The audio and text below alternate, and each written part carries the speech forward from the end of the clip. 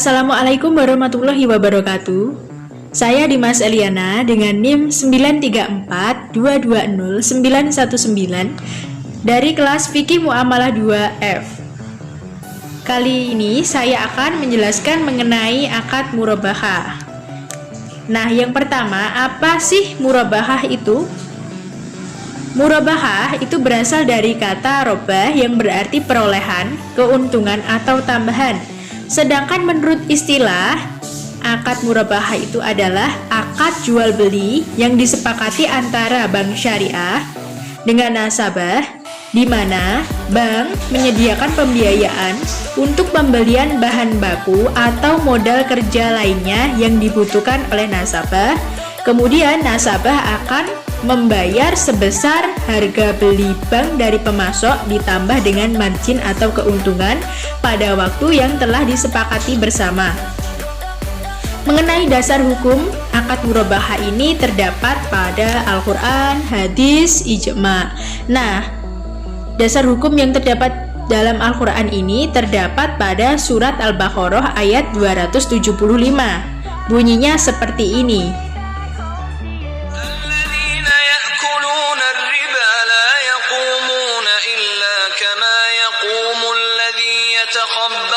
الشيطان من المس ذلك بأنهم قالوا إنما البيع مثل الربا وأحل الله البيع وحرم الربا فمن جاءه موعظة من ربه فانتهى فله ما سلف وأمره إلى الله ومن عاد فأولئك أصحاب النار هم فيها خالدون. Nah, dari bacaan surat Al-Baqarah ayat 275 tersebut dapat kita tarik kesimpulan bahwa Allah menghalalkan jual beli dan mengharamkan riba. Untuk selanjutnya, mengenai rukun murabahah itu ada 5. Yang pertama ada penjual, yang kedua pembeli, objek, harga, dan sigot atau ijab qabul. Untuk yang pertama, penjual ini biasanya dari pihak bank ya atau BMT. Nah, tugas dari bank ini adalah membeli barang sesuai keperluan nasabah atau keinginan dari nasabah. Kemudian pembelinya itu nasabah itu sendiri. Nasabah ini memiliki keinginan, memiliki hak untuk memilih barang mana yang mereka inginkan. Dan nasabah ini akan mengajukan permohonan pembiayaan ke pihak bank. Untuk selanjutnya mengenai objek jual beli atau mabi, itu biasanya barang-barang yang bersifat konsumtif seperti rumah, tanah, mobil, motor, dan lain sebagainya. Kemudian yang keempat, di situ ada harga atau saman, harga dalam pembiayaan murabahah. Harga ini bisa diistilahkan dengan pricing atau plafon pembiayaan. Kemudian yang kelima itu ada sigot, ijab menyerahkan, dan qabul itu menerima. Ijab qabul di sini biasanya memuat spesifikasi barang yang diinginkan nasabah dan kesediaan pihak bank itu sendiri dalam pengadaan barang yang diinginkan oleh nasabah. Setelah itu biasanya ijab qabul itu memuat harga pokok yang ditawarkan dari bank kepada nasabah serta penentuan lama angsuran yang akan dibayar oleh nasabah itu sendiri. Nah, untuk selanjutnya mengenai syarat-syarat murabahah. Yang pertama, penjual memberitahu harga pokok kepada calon pembeli. Jadi di antara dua pihak ini, nasabah dan bank, itu harus sama-sama tahu, terutama nasabahnya itu sendiri harus tahu harga pokok sebuah barang yang akan dipesannya. Dan bank harus memberitahu kepada nasabah harga pokoknya segini, marginnya segini, itu harus terjadi secara transparan. Kemudian yang kedua, akad pertama harus sah sesuai dengan rukun yang ditetapkan, yaitu akad antara penjual dan pembeli, yaitu bank dan nasabah, itu harus sah dulu, harus memenuhi syarat-syarat sahnya, yaitu balik berakal.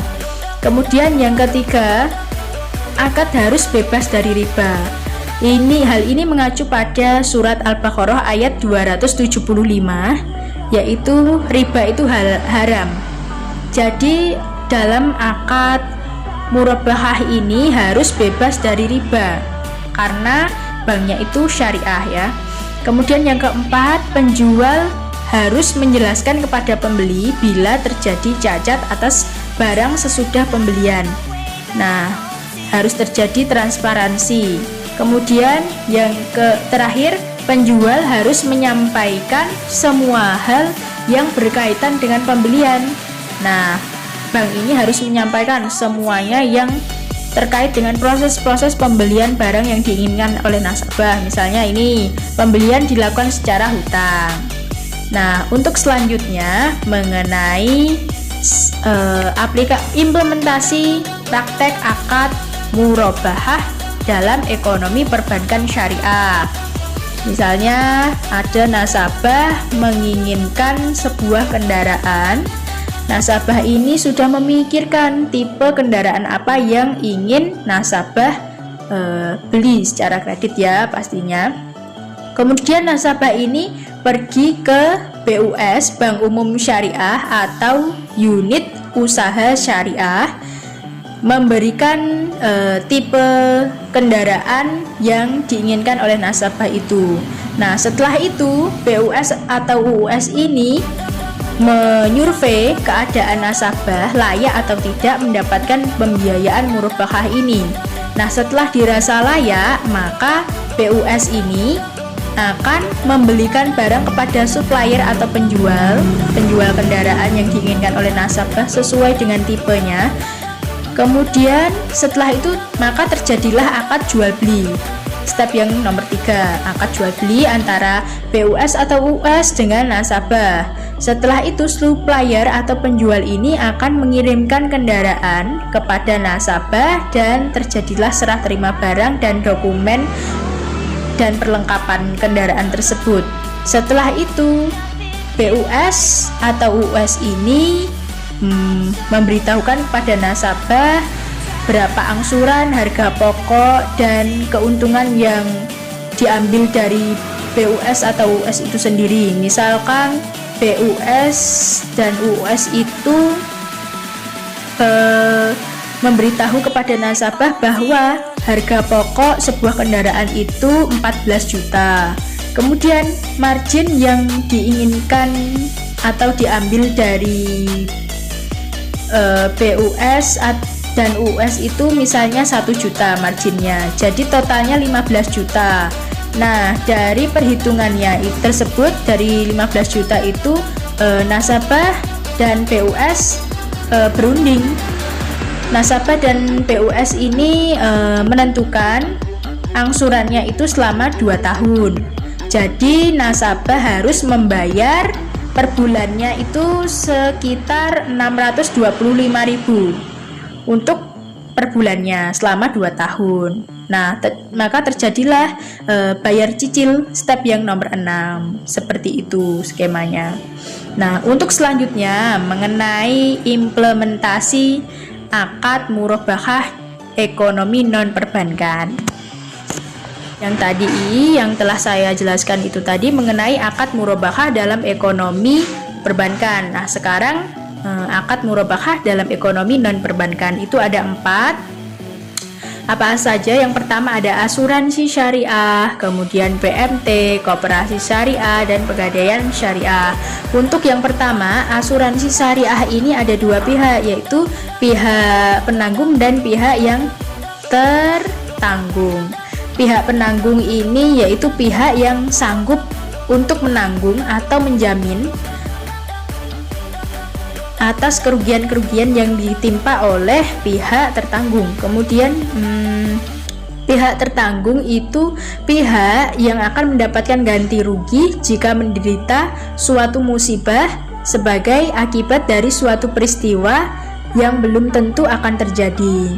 Nah, pihak yang pertama yaitu pihak penanggung itu biasanya berupa perseorangan badan hukum atau lembaga seperti perusahaan. Kemudian kalau pihak kedua itu pihak yang tertanggung itu masyarakat pada umumnya. Nah, yang kedua BMT. BMT itu kepanjangan dari Bait Al-Mal wa Tamwil. Nah, Baitul Al-Mal, Bait Al-Mal itu lebih mengarah pada usaha-usaha pengumpulan dan penyaluran dana yang non-profit. Non-profit itu misalnya zakat, sedekah, infak. Nah, itu Baitul Al-Mal. Kemudian kalau Baitul Tanwil itu suatu wadah yang mengarah pada usaha-usaha pengumpulan dana dan penyaluran dana yang bersifat profit. Nah, dengan memakai sistem profit and loss sharing seperti pembaruan, pembiayaan murabahah, mudorobah, dan lain sebagainya. Kemudian ada koperasi syariah. Koperasi itu pasti marak di masyarakat ya pada umumnya, pasti. Nah, koperasi itu apa sih? Koperasi itu adalah suatu perkumpulan yang dibentuk oleh para anggota yang berfungsi untuk membantu kebutuhan para anggotanya dengan harga yang relatif rendah dan bertujuan meningkatkan kesejahteraan hidup bersama. Asasnya pasti sudah tahu semuanya, yaitu kekeluargaan. Kemudian yang terakhir ada pegadaian syariah. Itu berasal dari kata rohn atau gadai. Ini adalah menjadikan sesuatu barang sebagai jaminan terhadap hak atau piutang yang mungkin dijadikan sebagai pembayaran hak piutang itu, baik seluruhnya maupun sebagainya. Nah, untuk selanjutnya yaitu mengenai keuntungan perbankan syariah dalam menerapkan pembiayaan murabahah. Yang pertama ada kepastian pembeli, kemudian kepastian keuntungan, dan mudah diaplikasikan. Kepastian pembeli ini maksudnya itu bank itu tidak akan membeli suatu barang kecuali sudah ada pembelinya. Jadi pembelinya itu sudah pasti. Setelah pembelinya pasti bank itu akan membeli barang sesuai dengan permintaan nasabah itu sendiri. Kemudian kepastian keuntungan. Kepastian keuntungan itu bank syariah dapat memastikan keuntungan atas suatu barang yang dijualnya. Keuntungannya sudah ditentukan oleh bank itu sendiri. Kemudian mudah diaplikasikan. Pembiayaan murabahah ini lebih mudah diaplikasikan pada saat sekarang ini, apalagi saat pandemi seperti ini. Itu sangat-sangat menguntungkan baik itu pihak nasabah maupun pihak bank itu sendiri. Keuntungannya apa yang diterima oleh nasabah? Keuntungannya yang diterima oleh nasabah itu nasabah akan memperoleh penambahan modal untuk meningkatkan investasi. Sedangkan keuntungan yang diterima oleh bank syariah itu selain sebagai wujud diversifikasi produk, akad murabahah ini juga dapat mempercepat penyaluran dana dan meningkatkan pola investasi yang baik. Nah, itu tadi materi yang saya sampaikan mengenai akad murabahah dari awal hingga akhir. Semoga kalian yang menonton bisa memahami apa yang saya sampaikan tadi, dan semoga ilmu ini bisa bermanfaat bagi kalian. Kurang lebihnya saya mohon maaf. Akhir kata, wassalamualaikum warahmatullahi wabarakatuh.